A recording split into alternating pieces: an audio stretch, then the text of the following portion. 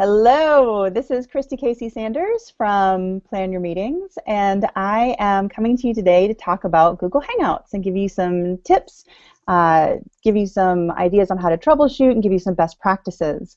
I am actually talking right now to a virtual audience as well as a group of people who are in a classroom in Mexico right now.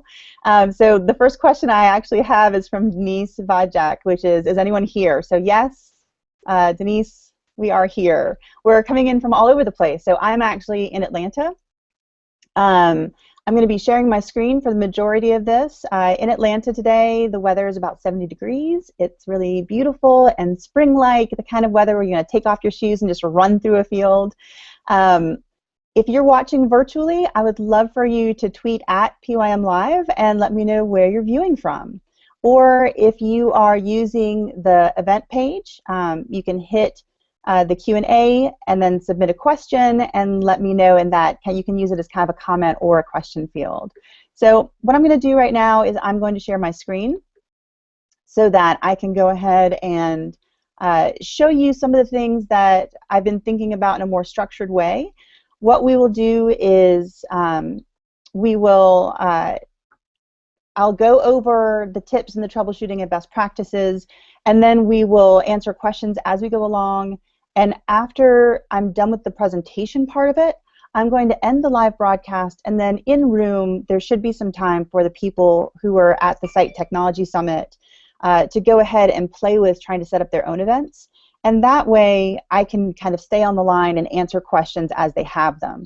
So if you are part of the virtual viewing audience, and you want to take that time to practice as well, feel free to do that. I will still be connected, so if you have questions, you can ask them to me on Twitter. So the first question I have, because I don't want this to be a one-way broadcast, is, you know, why do you want to learn about Hangouts? So you can either tweet me what your answer is, or you can use the question and answer app, and this is how you do it. So if you tweet, you just tweet your thoughts and questions at PYM Live. If you're at the conference, it's also hashtag STTS14.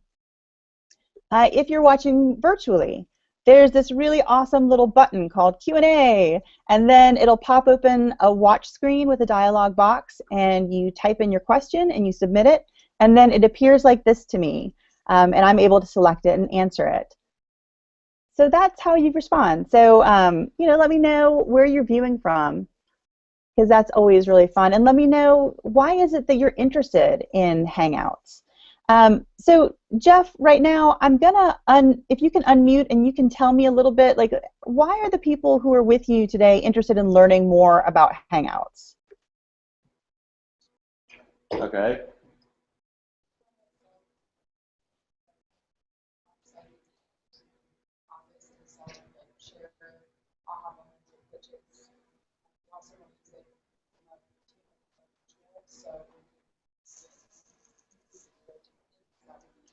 Can you repeat Are you able that? to hear that, Christine? No, we can't. Yeah. I'll need you to repeat anything you hear from there.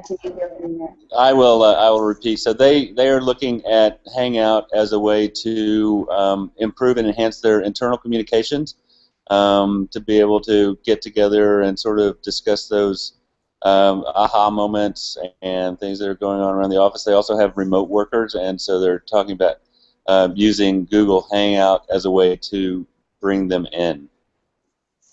Awesome. Sure. Awesome. About the same? Same here, same here? Anybody that's looking at it from a different perspective? They want to go viral and they call it YouTubes? I think it's good enough to know how to use Google Apps to such a growing and developing technology company that you can do everything in just one app. Basically. So what was that, Jeff? So Andres is saying, you know, with his company, they're looking for technology that enables them to sort of pull everything together in one place. So, you know, Google Hangout as part of Google Apps, you know, as part of, you know, like Google Apps for Business. Is that a fair assessment? Mhm. All right, any others? All right, we'll go back on mute, Kate. Christy. Thanks.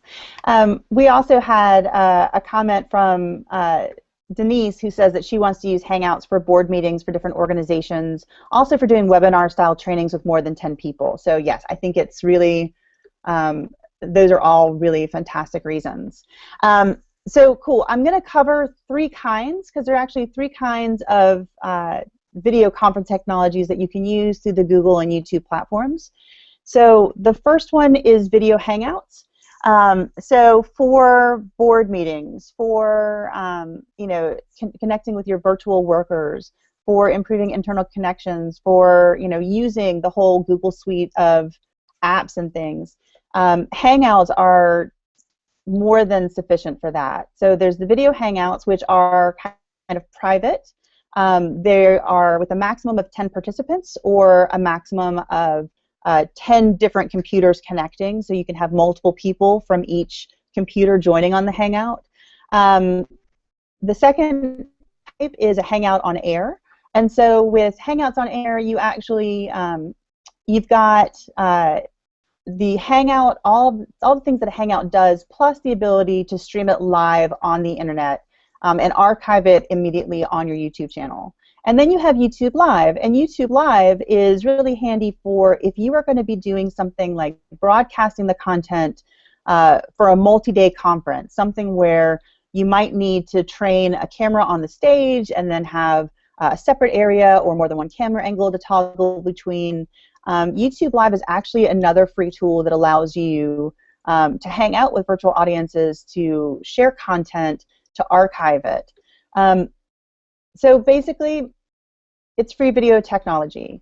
I kind of went over this already, but and then the YouTube Live. So the YouTube Live is really handy if you want professional quality, because if you're going to be on a Hangout on Air, what's nice is that if you have more than 10 people you want to connect with, the Hangout on Air actually lets you connect with an unlimited number of viewers. You can still only have 10 people in on the call, but you can reach an unlimited number of people. And you can actually bring in people one at a time. Like the Event Alley show will have some panelists, and then they might bring in somebody for a couple of minutes and then say goodbye to them. So you're not limited to how many people can be in for the duration. You can kind of cycle people in and out on a Hangout as well as a Hangout on Air. But YouTube Live is better if you want more of a kind of traditional one-way broadcasting. You can still engage people virtually, but it allows you to have external cameras, because on a Hangout and a Hangout on Air, you're kind of limited to your webcam or a camera or a microphone that connects by a USB drive. With YouTube Live, you can actually have a professional quality camera connected by a FireWire or some other hookup to your computer. You can have an external encoder. You can do some really fancy things that you can't do with the other two platforms. So let's talk a little bit about your basic needs. So for a Hangout, internet, wired is best, but you can also do it off of cell networks, because if you're on your mobile, all you need to do is download the Hangouts app, and then you can hang out from your iPad, you can hang out from your tablet, you can hang out from your phone.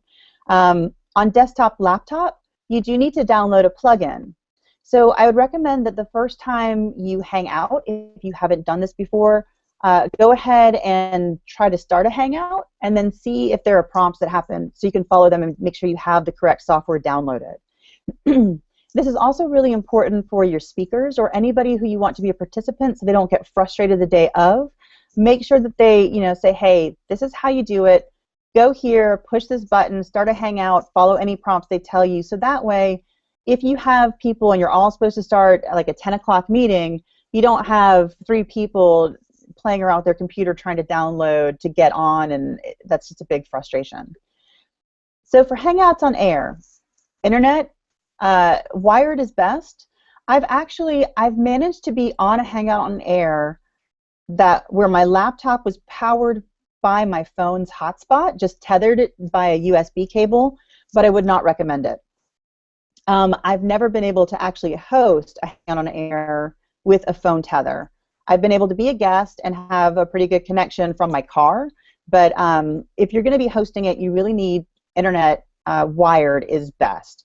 The minimum requirement for Google Hangout really is about 500 kilobytes, and you can go ahead and adjust your settings, but I would not try and do it on less than 1 megabytes up down.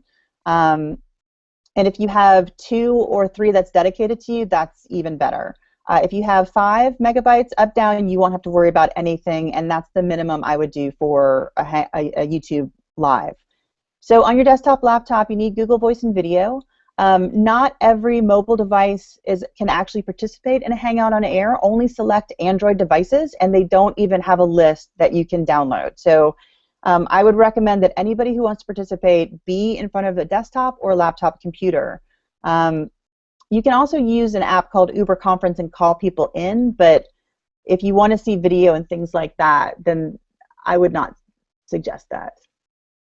You need a Gmail Google Plus account, and that's really easy. You can actually even start a Gmail account with your work email. So if you wanted to do something with attendeenet.com or anything like that, you can actually, you don't have to have iLikeKittens@gmail.com to have a Google account. And that Gmail account gives you a Google Plus page. That Google Plus page allows people to find you. They can also invite you by email and things like that, but if you're going to be hosting, you really need to have a Gmail account, a Google Plus page with your profile filled out, so when people search for you, they know it's you and it's not just some strange person who couldn't be bothered to put up an avatar. And you also need a YouTube channel linked to your Google Plus account, because a Hangout on Air, because it's broadcast publicly, you need to link a YouTube channel.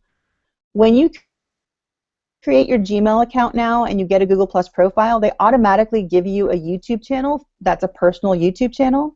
But if you have a business that you want to be broadcasting your events on, like say maybe your event planning or agency or something like that, then you're going to have to link your Google Plus account for that page to the YouTube channel for that business.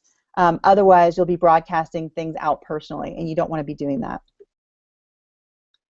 I will talk about how to link the YouTube page to your Google Plus page in a little bit, because it's gotten interesting. So let's talk a little bit about YouTube Live needs. You need internet wired, period, minimum speed 5 megabytes up down, because what YouTube Live does is it requires an encoder. So you can either do that externally or internally. So attendee management says that they're wireless right now, and so far so good. So yeah, I mean, if you're just watching, it's okay to be on a Wi-Fi connection. And we've actually done Hangouts from live events from Wi-Fi. You just need to make sure that if you're broadcasting, you do have at least 1 to 2 megabytes up down that nobody else is touching. So YouTube Live you need everything you need for a Hangout on Air, because you can actually create a YouTube Live video that just goes out as a Hangout. Or you can use an encoder, which then allows you to create different camera shots that you toggle between, just like a regular broadcasting studio.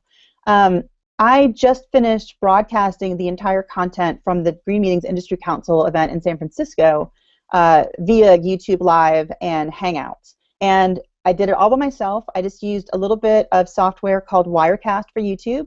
It cost about $200. And that allowed me to plug in an external camera, and then also set up a shot for my laptop, also set up a shot for a desktop. So during dead time, I could engage the virtual audience, and then when things happened on the stage, I could switch to camera 2. So you would also need, if you have external audio, if you have external video, the FireWire and the cables to all of that to connect it. So those are your basic needs. So let's talk a little bit about linking your Google Plus page to your YouTube and your personal account, because it's changed a little bit. When I first started broadcasting Hangouts on Air from Plan Your Meetings, and we did all of our 2013 education, we broadcast live from the event, archived it on YouTube automatically. All I had to do was, when I was about to broadcast, say that I didn't want to broadcast as Christy Casey Sanders, I wanted to broadcast as Plan Your Meetings. But it's changed. So what's very important is, if you already manage a page for your business, go ahead and go to your page's settings.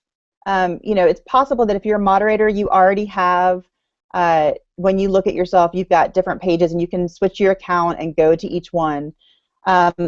Make sure that when you are your page account, if you haven't done this already, log in as your page account, and then go to your page, look at your page settings, and then scroll down to the little section that says third-party tools. It'll tell you what your page's username is. Write this down. This is not, like for Plan Your Meetings, it's not Plan Your Meetings. It's like Pla Your Me, and then a bunch of numbers. So it's very confusing, and it's not easy to remember. So make sure you write down your page's username and set up a password, because you're going to need it to log into YouTube. When you go to YouTube, log out if you're logged in as yourself, and then you're going to take that crazy username for your page and you're going to log in with it. And then you're going to go to the channel settings, go to features, and then make sure that you're set up to do live events. If you're not, enable it. And then when it enables it, it'll prompt you to then connect it to a Google Plus page. When you do that, then you log in with that crazy username. Like it's, well, actually, if you're already logged in, it should automatically choose it. If you're not, it's crazy. So that's why you need to link your Google Plus page, like have it signed in, make sure you sign into YouTube, and if you don't, this is what's going to happen to you.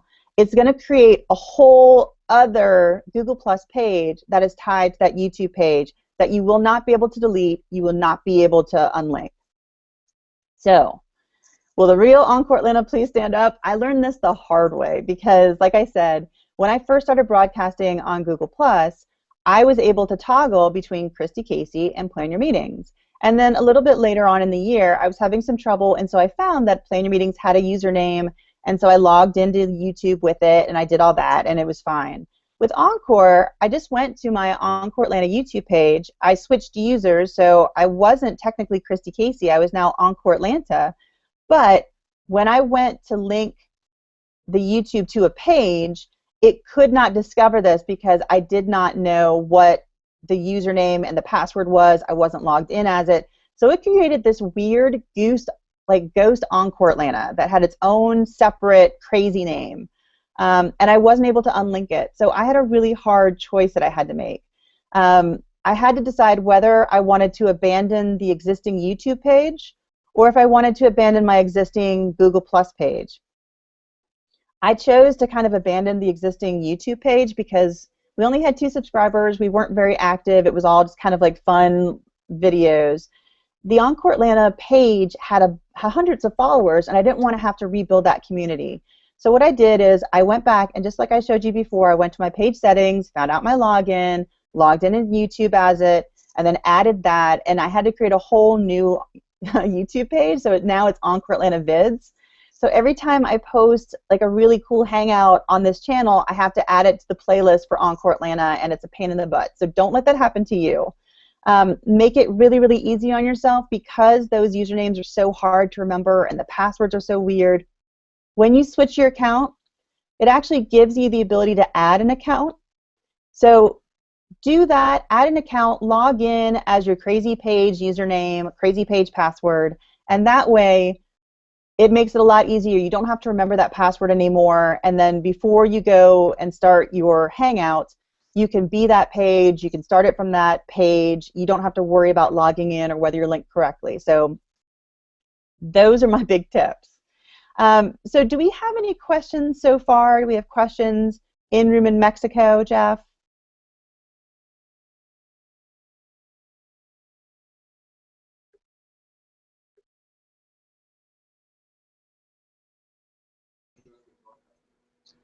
Yeah, that's a good question. He was asking if everybody has to have a Gmail account or just the broadcaster.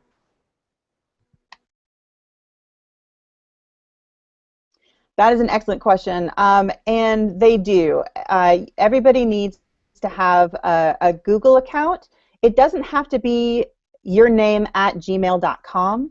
You actually can use your work email to create a Google identity. So I actually have a Christy@EncoreAtlanta.com identity that has its own kind of Google pages that I've had to pull in and tie to my regular Gmail account.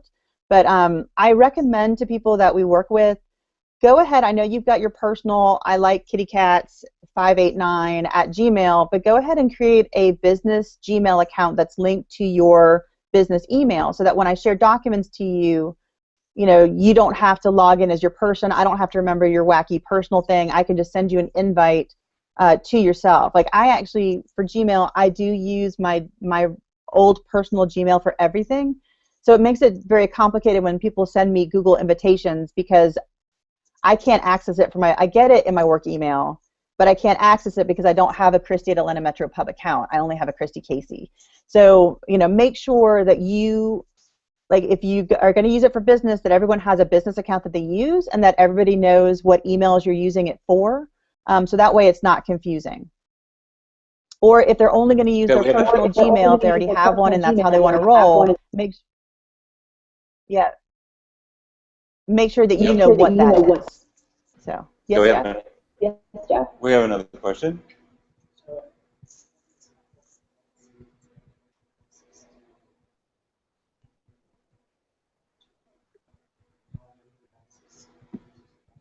Yeah, we've run into that question before too. If you have a corporate policy that that prohibits your linking your corporate account to a Gmail account,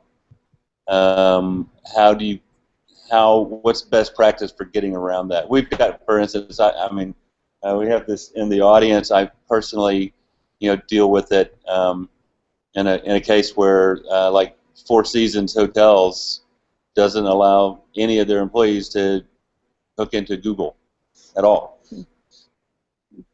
Well, what you can do is it also has Hangout apps and things like that, so they can use their personal Gmail account and they can just connect to you mobily. So, for example, on Google Glass, I have it synced. It's tethered to my phone. So if somebody sends me a Hangout invitation, I can actually answer it on the Glass. And it's tied to my personal. So I would say if they can't use their business, then see if they have a personal Gmail that you can use, and maybe they're using their mobile device to connect with you as opposed to the corporate computer. Any other questions? I would just say one thing, Christy, just as far as the whole Google Apps piece of it, a little plug for my presentation in the morning. I'm going to be talking about using Google really to get into the cloud. And so, for instance, we have a situation by using Google Apps for Business. Our domain is now part of Google, so I don't have to have it at gmail.com. It's at attendinet.com, but it's a Google domain. So just by moving into, not everybody is in a position to move into Google Apps for Business, but that's one of the things we're going to be talking about in the morning. Cool. Awesome. Well, I am going to go back to the presentation so that people can see that. Okay, so let's see.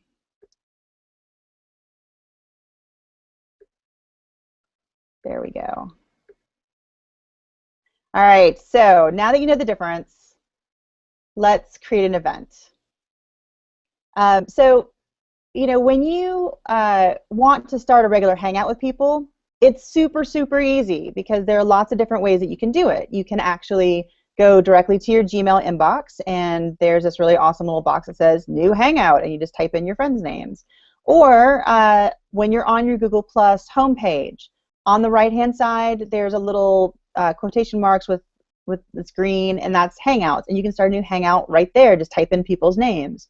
Or group names. If you have circles, if you've been using circles, they're fabulous for, say that you have a training and you know the registrants' names, you can put them all in one thing and say, May 2nd training, and then you just type that in, and all those people get the invitation. Or on the left-hand side of your page, under the home, there's a whole menu that pops out, and you can hit Hangouts right there. And when you do that, it'll take you to the Hangout homepage. From here, you can actually start a Hangout on Air or a regular Hangout. So if you are broadcasting, this is where you would start your Hangout.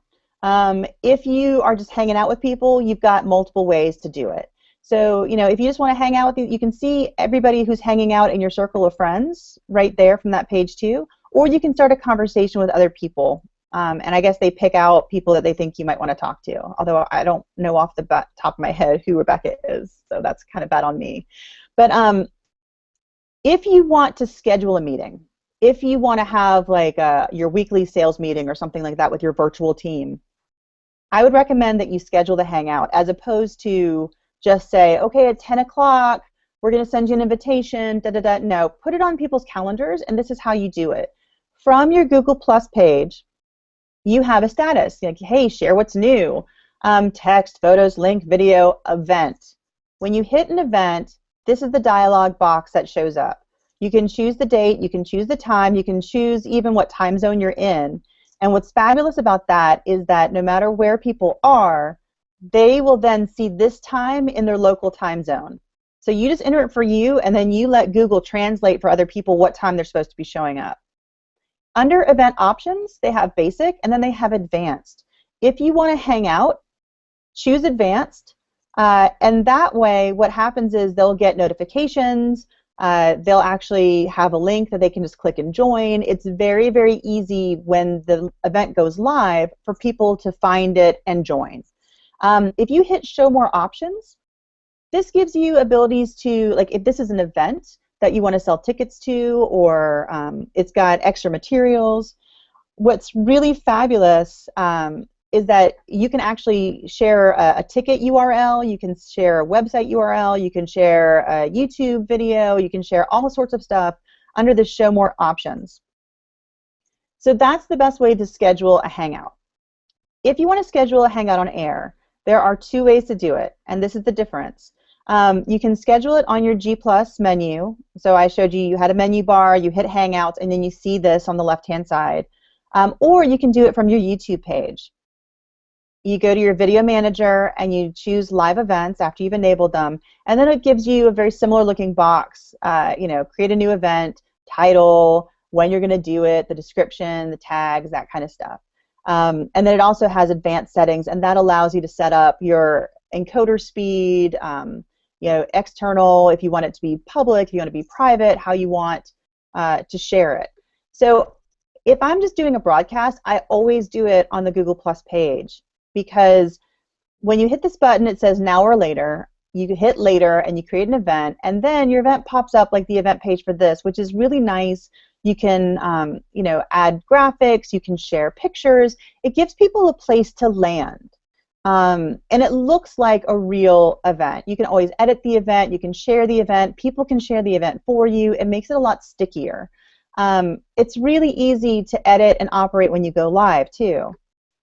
If you create an event on a YouTube live event page, it may be promoted on your YouTube page. Like you can say, promote this video 24 hours before we go live, promote it an hour before.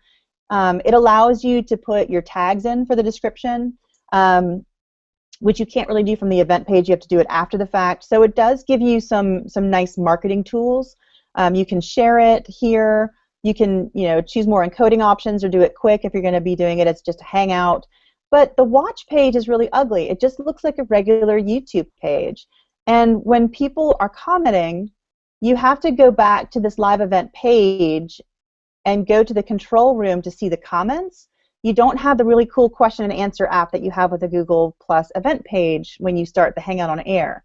So I think it's really best for the YouTube Live. It's not incredibly functional if you want to be having an event that has a page and you want people to buy tickets and see pictures and that kind of stuff. And it's not very user-friendly if you're trying to conduct business meetings or board meetings or things like that either. So I would recommend that don't use this setting unless you're going to be broadcasting via YouTube Live, because your Hangouts on air are listed as live events. Like I did not set this up on YouTube Live, but it's still there under my upcoming. So that's an interesting little kind of plus. I still have access to a live control room if I want it. I can still go in and edit the event tags for my description, so when we're done with this broadcast, I can see what's going on. but I don't have to. People have a nice place to land. So something that you really need to do is you need to test your speed. The best place I found to do this is speedtest.net. So you can see on the right-hand side 2 different speed results. Unfortunately, this test is the same venue. It's my office. We just recently moved locations. So this was in the morning when a lot of people weren't on it, and this was in the afternoon when people got on it. So it's really important to know what your baseline speed is going to be from where you're broadcasting from. Jeff had mentioned that with AttendeeNet, they do a lot of Hangouts from the calendar entries themselves. So you can create a calendar entry and invite people and set it as a Hangout when you have that business Google apps. So speedtest.net is great also. You can use it. They have a mobile app. It's integrated into the TechSpec app that Corbin Ball and James Spellos developed. So if you're on a site tour and you know you're going to be broadcasting from a certain room, you can go ahead and open it up and you can download it. So speedtest.net on desktop or mobilely is the best tool I found for testing speeds. So I have a question for you guys. So if you are watching virtually, if you're on the question and answer app, you can go ahead and type in what your answer is, or you can tweet what your answers are to PYM Live. If you are in room with Jeff, you can go ahead and let him know and he can unmute. Jeff, I would love to get actually a show of hands. So my question is, which do you use more? Like right now, knowing what you know, what do you feel you would use more? Just straight video Hangouts that aren't publicized, aren't broadcast? Would you use Hangouts on air more? Or would you use YouTube Live more? Let's start with just the basic Hangout. How many people would use that the most? Okay. So about how many people? How many Hangouts people on do air? that? Actually broadcasting that. So about how many people? That's about half the group. Okay. I don't see any hands on the Hangouts on air. What about YouTube Live?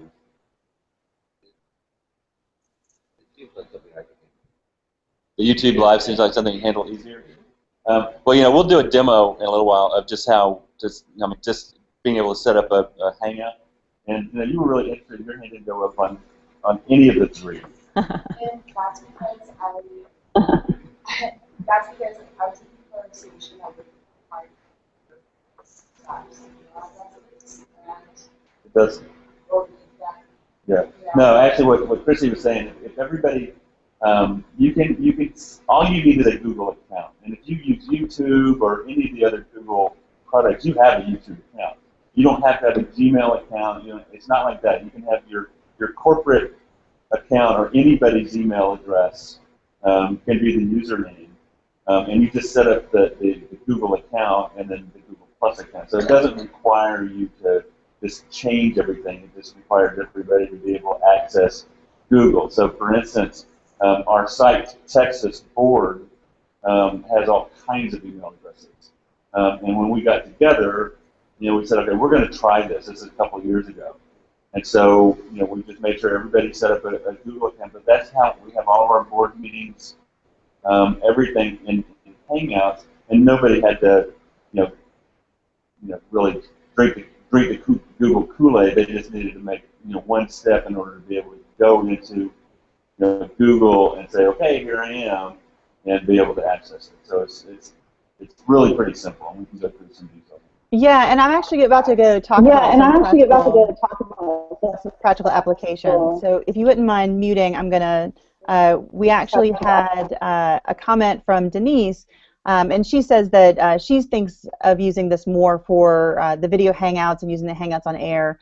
At Plan Your Meetings, we have used the Hangouts on air far more frequently than just the plain video Hangouts, although we just moved offices to a place that's about 15 minutes further north than our previous office. So now we have virtual management meetings via Hangout. So, and I had never used YouTube Live until I realized when talking through with Paul Salinger about GMIC that what the content they needed displayed, it fit better for that medium.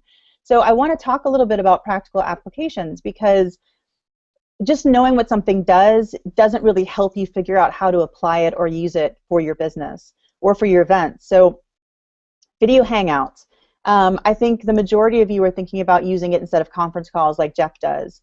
You can also use it to conduct trainings because you can share screen and you can get feedback and you can show people how it works and you can actually show them with your mouse that way and all that stuff. And in a more immediate way than something like a JotMe or a GoToWebinar does. It allows you to collaborate with teams. You actually have apps that you can open up within the Hangout window, like Google Drive, where you all could work on a spreadsheet together or a presentation together, or use Symphonical to go ahead and brainstorm and create little post-it notes. You know, SlideShare, Scoot and Doodle, Uber Conference. There's a lot of different apps that allow you to physically create things and edit things and work on things together. You can hang out privately with VIPs. You can hang out privately with fans or friends or family members. The President of the United States uses Hangouts to connect with people and to give people a voice and an opportunity just to talk. I know a lot of people use it to connect with friends. Teenagers use it to watch YouTube videos and stuff together. So it's a great connective tool. Hangouts on Air, I think, have a lot more business applications because if you want to do webinars, it's a really easy platform to do a webinar on.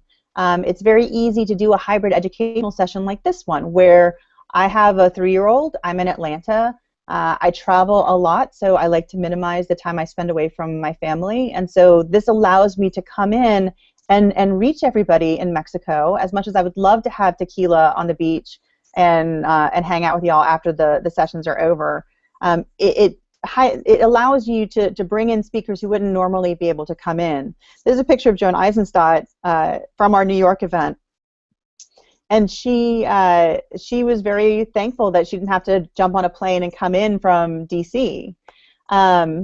Oh, Denise has another application. She helps out on a couple of geocaching podcasts, and she's joined in on video Hangouts with the collaborators and then on Hangouts on Air for the broadcast, but she hasn't been on the setup of Hangouts too much. Well, Denise, I hope we're going to get into the setup as well, so I hope that by the time this ends, you'll have a good understanding, too, of not only how to be a participant and maybe be a better participant, but to understand, too, how to start maybe hosting your own podcasts or your own broadcasts.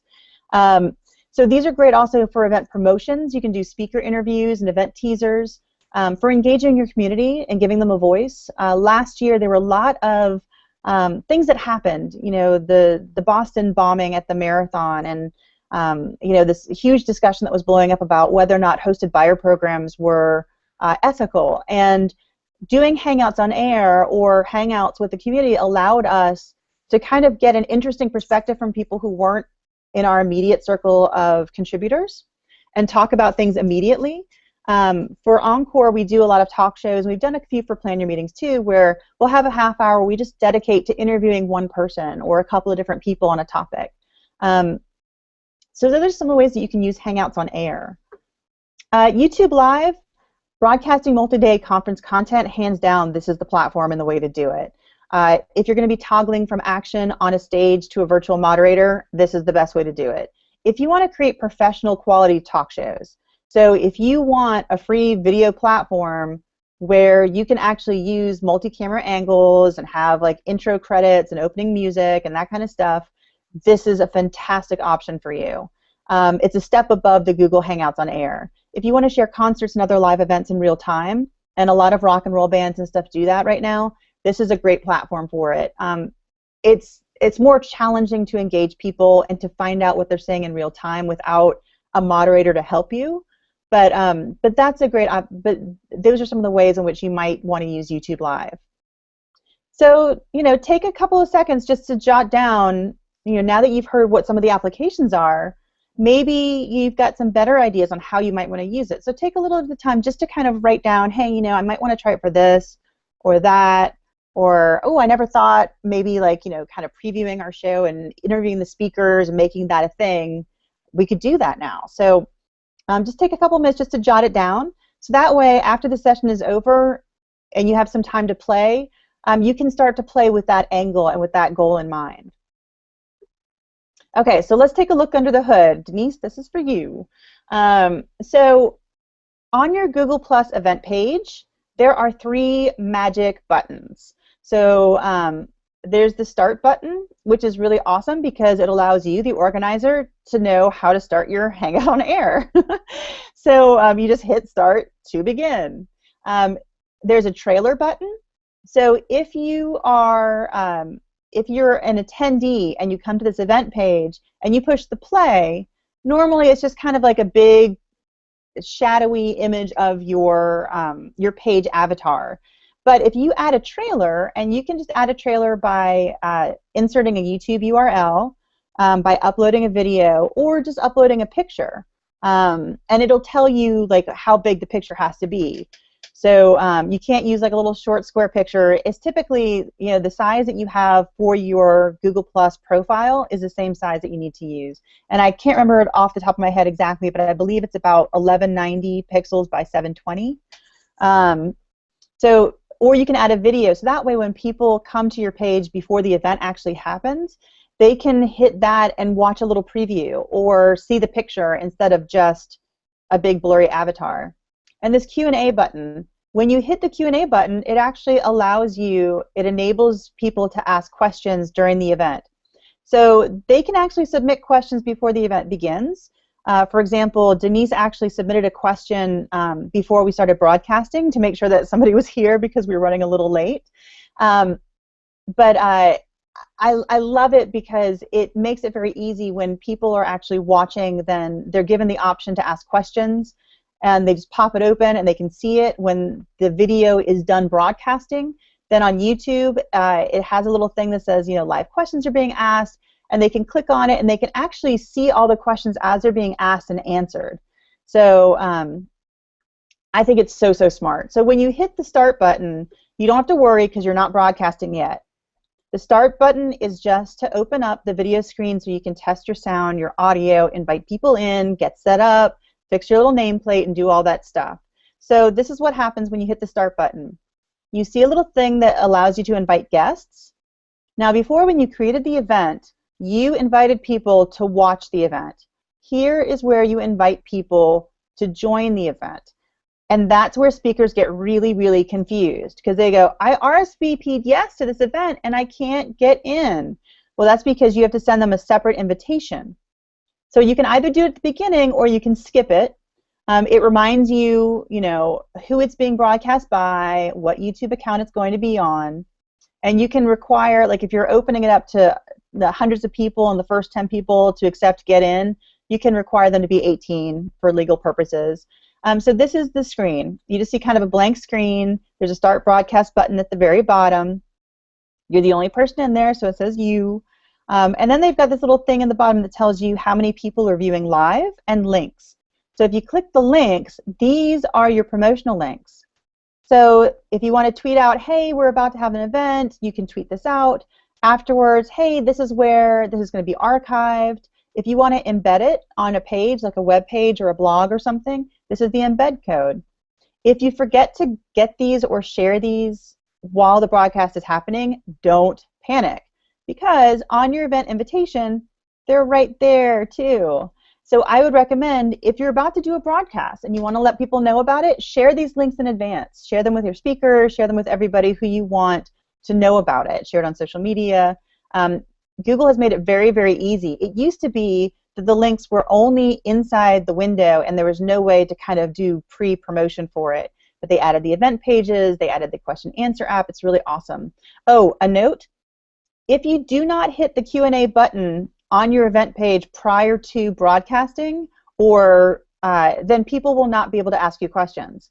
Just because this Q&A button is here doesn't mean that the questions are enabled. You have to choose it, and then you'll see Enabling Questions app, and then inside your browser window you'll see it when you open it up. Okay, so let's talk settings. If you hover at the top of your screen, the settings are going to appear, and this is what they mean. This is the invite people. This is how you can mute your microphone. So I would recommend your speakers mute their microphones when they're not talking, because otherwise, if they're in a noisy environment, if there's wind noise, it gets very convoluted. If you spill water and you have to clean it up, if a cat jumps on you, if you get attacked by a bear, this is how you turn off your camera. And when you turn off your camera, what shows up then is your page avatar, or if you're personally involved, your personal picture.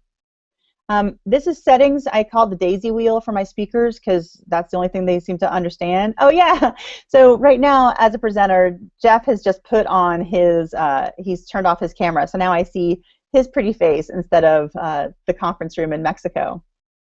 So, so your settings, you have, this is where you make sure that the correct camera is connected and the correct sound. You can play a test sound. This is really important to show your speakers because a lot of times if they're having problems, if you're having problems hearing them, this is how to fix it.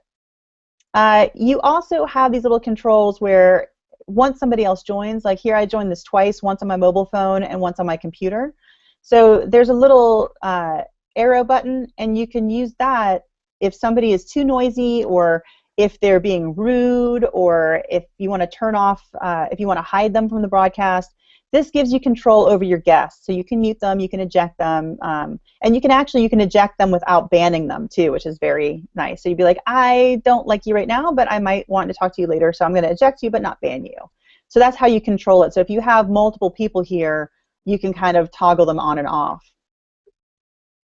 The bandwidth button is very important. If you're very, very low quality and you're scared about your broadcast, you can limit it to audio only on one end and HD on the other end. I think I might be actually, I'm medium. I was a little scared to go HD because I only have about 2, so I didn't know if that was enough. So the invite people. So we saw before when you started the broadcast at the start, you can invite guests that way. Once you're in, you can also invite guests by pushing this little button on your settings bar. And you can have a quiet invitation. So say that you wanted to invite everybody in your circle of event planner friends, and for me that's like 366 people. So I might send them a quiet invitation. So when they come in, it doesn't ring, you know, and it's really just like, you know, I want people to join us, but I don't want to make a big deal about it. So just the people who are paying attention are going to see it, and that way when they jump in, normally there's like a sound associated with it. So when they join us, it's not going to disturb anything that's already in progress. I don't have to worry about muting them or anything like that. Yeah. So and if you have more than 25 people that you're inviting, it's always going to be a quiet thing. And then it also gives you this link to share. So a great thing is that because sometimes there's a delay between when you send the invitation and when people get it, I would always, always, always get their email address. The email address they check, not just the email address they use for Google, because people don't realize that if you send the invitation to their Google Plus profile, it's probably not going to end up in their business email, and so they need to be checking that Gmail also for the invitation. So I always, always, always take this link, the link to share, and cut and paste it in an email to them, so that even if they don't see my invitation, if they don't see it on their Google Plus page, if they've never signed into Gmail in their life and they just have this profile just for whatever, they can click this button and join me. So that's my pro tip. And what's nice is that this just appeared in the last month or so because I guess people were having a lot of problems getting people inside the box and seeing the invitations. So thank you, Google, for adding that, because that makes my life a lot easier. I was just going to the URL at the top of my broadcast page and cutting and pasting that, but then I made everybody a defunct admin. So make sure you check your speakers early and you leave time on game day to troubleshoot, because it may not even be a problem with your venue. It may be just a matter of familiarity with the Google platform, because Google changes things all the time. I did a broadcast and then I went to do a session 2 days later in Las Vegas, and in that time they had completely overhauled the whole way that my window looked. So as I'm going live and doing this Hangout on air, all of the buttons that I was used to had disappeared, and I had to hover and find them and kind of make it up as I went along. So Google changes things really frequently, and they don't give you any notice. And so make sure you tech everybody early and get them familiar, but leave time for yourself on game day. I would not open your broadcasting window more than like 45 minutes before you go live. I was teching in San Francisco, and we left it open for about an hour and a half before we hit the start broadcast button. And what was difficult about that was that we had trouble connecting afterwards. So I would say 45-minute window, don't do it longer. The number one reason why you can't hear your speakers or your participants is because they need to fix their audio settings. The number one reason why they can't hear you, if everybody's audio is working and you can see like little audio bars happening underneath their face, is because their computer's on mute. It's the simplest, like, it's so simple and so stupid, but I swear to God, this is like the number one reason why people have trouble hearing each other on the Hangouts, because they muted the computer because the email notification was driving them crazy, or they were watching a video that was too loud, or whatever it was, and that's why they can't hear you. I had like a 45-minute tech through with a couple of speakers who knew nothing about technology, and at the very, very end, I finally got their audio up and their video up and everything like that, and then I couldn't hear them, and it took me 15 minutes to realize my computer was on mute, and I felt like a big, big dumbbell.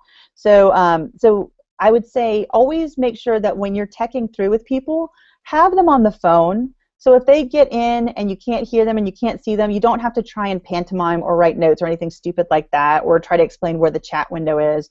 You just have them on the phone, you can walk them through it, and once things are set, you can hang up and then hear them through the computer. So I mentioned the chat window. So let's talk a little bit about apps, because there are so many cool tools that you have available to you, and when you hover over the side, they appear. So the most useful I find, especially for business meetings or for broadcasts, is the Hangout toolbox. And I really only use one part of it, the lower third. When I appear, you see I have got like my logo and my name. This is where I edit it. I hit this little head button, and then I can type in whatever I want. I can choose my logo. I can hit this, change my color. I can put a custom overlay, you know. So if you want a custom overlay, you know, if you want to have something that looks a little bit fancier than the default name tag, you can actually design it. What I'd recommend is create a canvas size, like an image that's 640 by 360 pixels, have a transparent background, and then place your logos and stuff wherever you want them. So maybe you want a couple in one corner and then something up in the upper left or whatever like that. If you don't, it'll just end up right in the center without any kind of placement, and you cannot resize it. So if you want a special logo or branding or something, build your canvas size and then upload it as a custom overlay. And then when you turn it on, you'll see it. You'll notice when you turn on your lower third or your custom overlay that it's backwards. Well, it does not look backwards to your audience. The way that you reverse it, though, so it doesn't freak you out, is there's this little button right here. So you just click it and it'll mirror that. So when you want to edit, so maybe you turn on your thing, you go, oh, there's not enough room for plan your meetings, I'm going to put that on my tagline instead. You might edit it and then you don't see the changes. Turn your lower third off and then turn it back on, and then you'll see it. So click to mirror, turn off to edit, and then you can name what you created and save it. And that way, when you log in next time, it's just sitting there waiting for you, and you don't have to reinvent the wheel over and over again. So if you're doing a presentation or you're talking to multiple people, you can actually create multiple overlays and just toggle between them over and over and over again. Ronnie Binzer is somebody who's kind of like a Hangout guru, and he's an expert at that. If you want to see what that looks like in practice, look at any of his videos. He just has a list of like 20 custom uploads that he does, and just toggles through them, and it looks like magic, and it's really just him talking to a webcam, so it's really cool. The Cameraman app, this allows you to select what you want people to see. So for example, I've actually, I want that everybody who on the broadcast to see the large video I see, and hide the other video feed, so I can choose what people are going to see, if they're going to see me or see Jeff. The Q&A app rocks. Right now, the people in Mexico are in my Hangout on Air so that I can hear them, so we don't have access to it, but I know Denise and the other people who are reviewing from the event page have access to that. And what I love about it is I click this button after I've enabled it, and then a question shows up. I can select it and answer it, or if it's spammy, I can hover over the corner and I can delete it. When Jeff and I were in Houston together in November, there was this one dude that kept on sending us messages in Arabic, and I don't really speak Arabic, and I want to assume the best, but I'm not quite sure, so I had to delete a lot of his questions because I had to just assume that he was spamming us. Okay, Google Effects. this is Joan Eisenstadt's favorite part, and this is what makes Hangouts really fun. I like to be a pirate. You can also select a randomizer feature, and it just gives you weird things. So it made me a goateed devil with a birthday cake. You can also put backgrounds. So if you've got a really messy office, you can decide to be in Venice instead, although it's not perfect, so it's still like a beta feature. So it may not get all of you. You can also add sounds. So if somebody says something that you think is really awesome, you can clap for it, or you can add crickets, that kind of thing. So Jeff Rasko has just used Google Effects. So I now see a window that says Use App. So I'm going to hit that, and let's see if that bumps me out of screen share. I have all sorts of stuff. So no, okay, great. So I haven't. Okay, so when I come back, I'm going to look differently to you guys. So let's see. Let's end the screen share so you can actually see what I'm doing. Where's my... There you go. Okay. So now I'm a pirate wearing glass. This is my favorite outfit.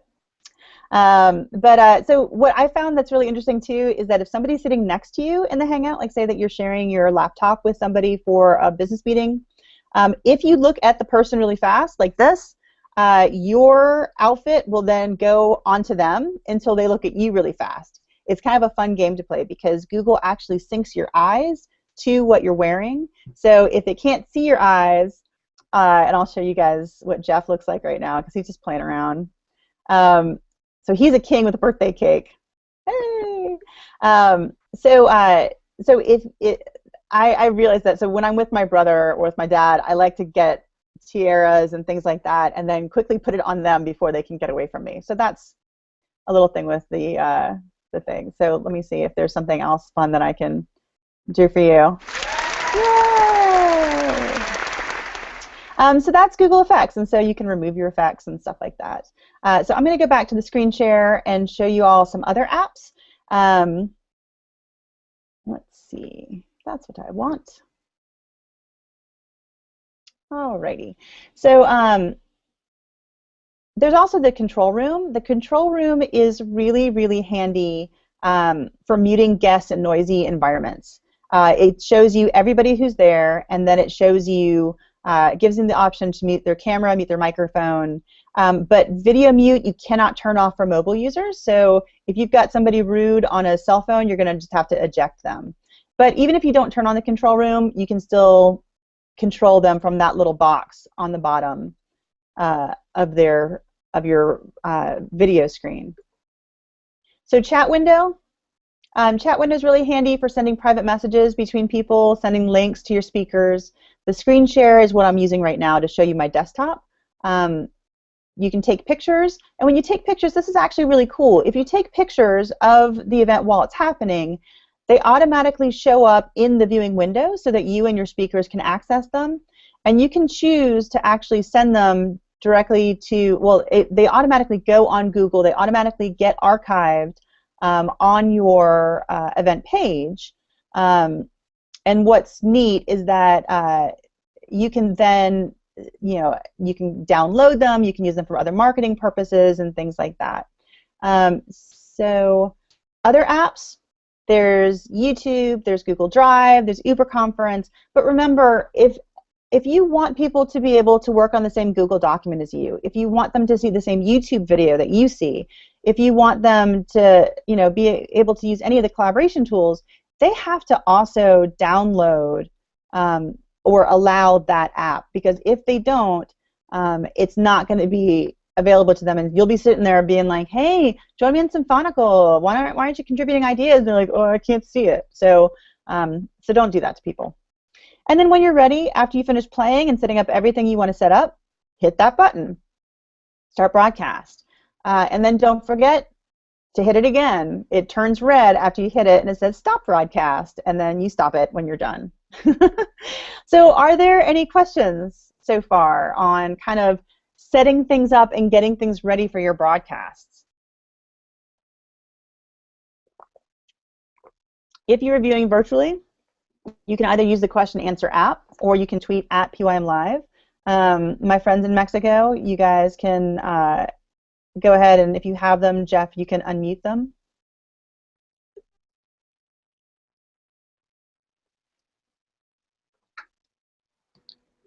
I've got a question. Quick question? Yeah. So the live talk show, like Event Alley, Yeah. do they use Hangouts, Hangout Air, or do they use YouTube Live?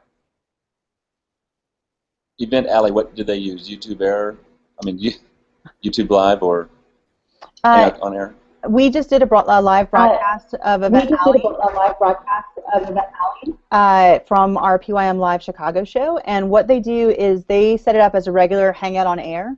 I'm a guest commentator once a month on it, and so they just schedule in advance with me which one I'm going to be on, and then they create an event invitation on the Google Plus page, and then the speakers, they just email you the link to join on the day of the show, and they might the night before send you like a stack of links, because they do a lot of current topics at the top. So the night before I'm going to be a guest panelist, I usually get a big list of stories from Lindsay to read up on that we can be talking about the next day, and then they conduct it like a regular Hangout on Air.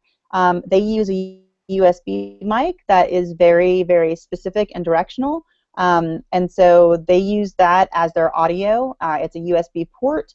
They have a little camera that's about the size as a really small point and shoot that they put on a tripod, and they use that for video when they're on the road. And they have like a little soundboard that they do to connect all of it. But they broadcast it as a Google Hangout on Air. They do not use the YouTube Live function for it. And I think that works better because, like I said, if you set it up as a Hangout on Air, even though it gives you the control room on YouTube to edit and mix it and do all that kind of stuff, it creates an event page. And so it gives people more of a sense of community and an event, as opposed to just sending them to a YouTube video page that just says starting in 20 hours, which is what it does if you set up as a YouTube Live. Any other questions?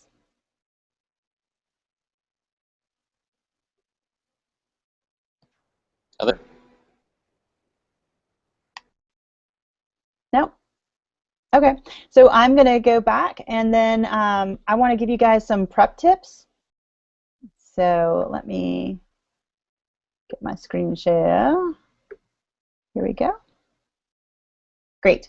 So some of the tips is, once you create your event page, make sure you fill out all the event details, the description. You can include links and things like that that become hyperlinks. And why that's important is because after you finish broadcasting, that becomes your YouTube video description. So if you have a title that's search engine optimized, if you have a really nice description, if you already have your hyperlinks, it creates much less work for you after the fact. Schedule a tech through with all participants. Make sure you sign on early to troubleshoot, and then read this.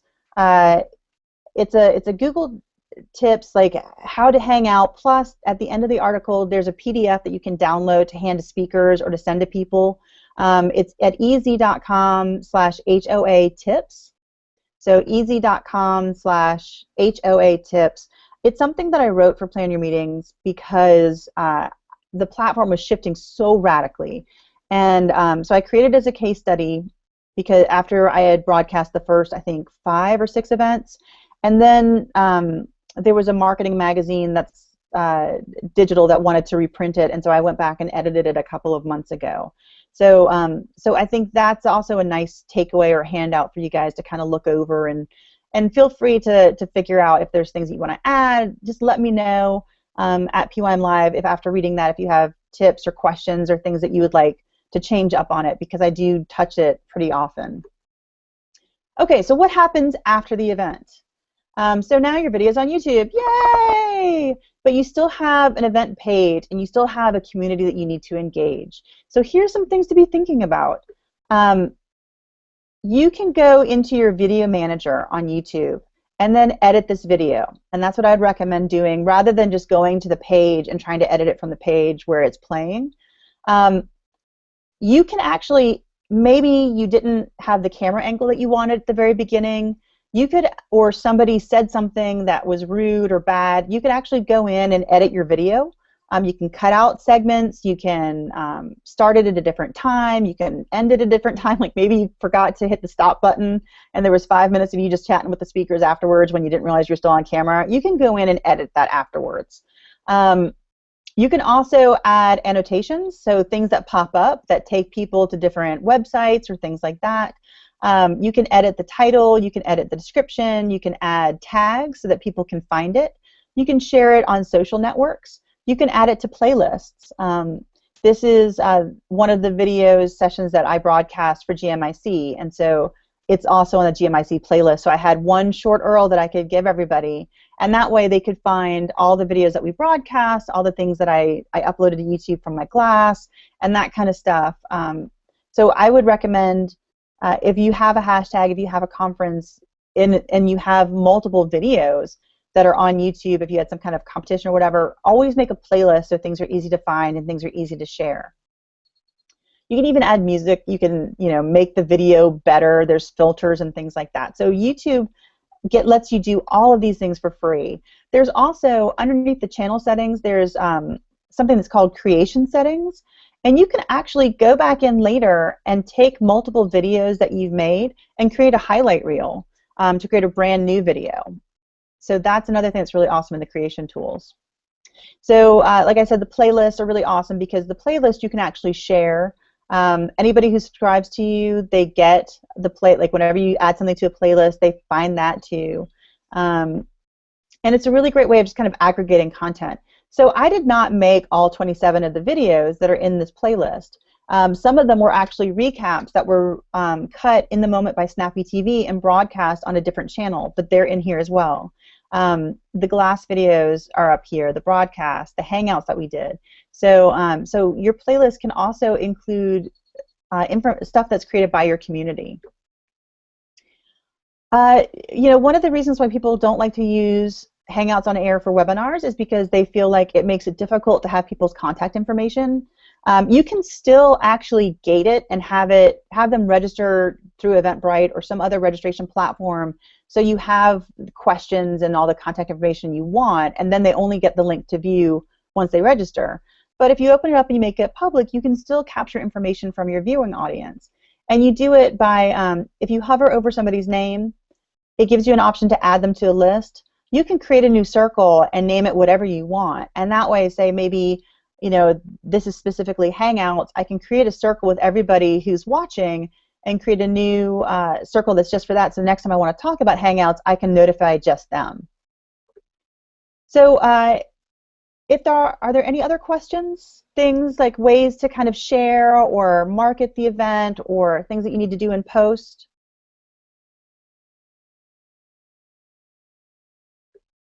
If there's anybody in the virtual audience that has questions too, you can let me know by either using the question and answer app or by tweeting at PYMLive. And if you are viewing this after the fact and you missed the live broadcast, or if you started watching it, you can always add a comment to the YouTube video and I will respond to that as well. So go ahead, Jeff. Yeah, Christy, I was just going to say, speaking of all the links and embeds and all, we're using the Crowd Compass mobile app, and so if you send me the, if you've got a PDF of your slides and obviously the link to the YouTube broadcast when it goes, then I'll post that to the, I'll post it in the app for everybody as well, so they'll be able to get that directly from the app. Yeah, and so I could actually on the event page, I could upload pictures, and so for example, we did a webinar and we had it approved or reviewed by the CIC. So we had a certificate of attendance. So after the event, I uploaded that picture of the certificate so people could download it and they could use it. And you can also go in and put in hyperlinks for more information and this kind of stuff and add pictures to the event, and it's a really neat way of engaging people virtually and keeping the engagement going after things are over. So so yeah, if there's anything else that people want besides just a copy of the presentation in a PDF format, let me know, because we can also arrange that. So I just have like one last little thing to get you thinking about before I want to turn y'all loose and let you kind of work on how you're going to do this for yourself. And that's, don't forget the virtual audience and the virtual event experience. If it's just a hangout and everyone's kind of one-on-one, peer-on-peer, that's pretty obvious. It's the only people who are involved are the people who are in that chat room. But if you are doing a Hangout on air, you really need to figure out how you're going to welcome people in, how you're going to invite them in, how you're going to give them a voice, how you're going to connect them to an in-person audience. If you have like a hybrid event experience where people are in room plus people are watching, you know, what your virtual event design is going to be. When we were figuring out what the hybrid experience would be for Green Meetings Industry Council Sustainable Meetings Conference, Paul and I had a conversation, and I was like, okay, we went through the agenda, and I was like, okay, what is this session? What's going to happen?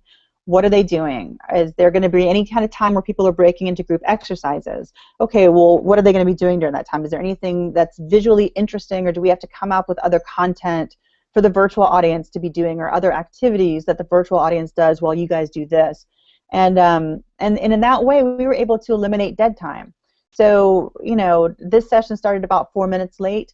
If I was broadcasting from GMIC, I would have filled that 4 minutes by interviewing the sponsors, by doing a recap if we were midway through the conference, talking about big ideas, fielding questions from the audience, getting things that they wanted to ask the speakers, hearing things that they were excited about, driving people to a collaborative document where we were all keeping notes together. So, you know, think about how you can eliminate the dead time during, like if you're tying a live and a virtual element together. So as people are filtering into a room or taking a lunch break or something like that, how you engage them. So that's really the end of the formal presentation on the Google tips and, you know, troubleshooting and best practices. And so I wanted now, what I'm going to do is I'm going to thank my virtual audience for tuning in and for spending time with us. I want to just remind you guys that this is a conversation that doesn't have to end now. This is a conversation that can continue for the next few months or years or whatever, because this platform is going to continue to evolve. I know there was a friend I had in Dana Point, California, who sent me a little text message quickly, and she's like, "Ooh, are they going to discontinue Google Plus? What does that mean for Hangouts?" And then I did a little research, and that all seems like there's a couple of articles, one on TechCrunch and one on Mashable, where the head of the Google Plus project is leaving. So that spurred all sorts of rumors about them shutting it down. But Google itself has said that no, this is a platform they're sticking with. So I wouldn't worry about it going anywhere anytime soon. But like I said, with Google, everything evolves. Denise says, thanks for the info. Denise, thank you so much for joining us and being our most vocal virtual participant. That really just, that always makes me really happy to know that people are actively engaging with the content. And so if you are watching this in archive, you know that you can still comment on the video, and I will get those, and I'll be responding to those. And for the people in Mexico, thank you so much for allowing me to come in and present to you in this fashion. I am now going to sign off from the virtual audience, and I'm going to stop the broadcast. And what's going to happen is in-room people are going to be playing with setting up their own events, and I'll be offering some kind of one-on-one advice. But that doesn't mean that if you're watching virtually, you can't be doing the same on your spare time and tweeting me questions that you have, and I can be troubleshooting for you as well. So plan well and prosper, friends, and for more information and advice, you can always go to planyourmeetings.com. We like to think of ourselves as a meeting planner's best friend. So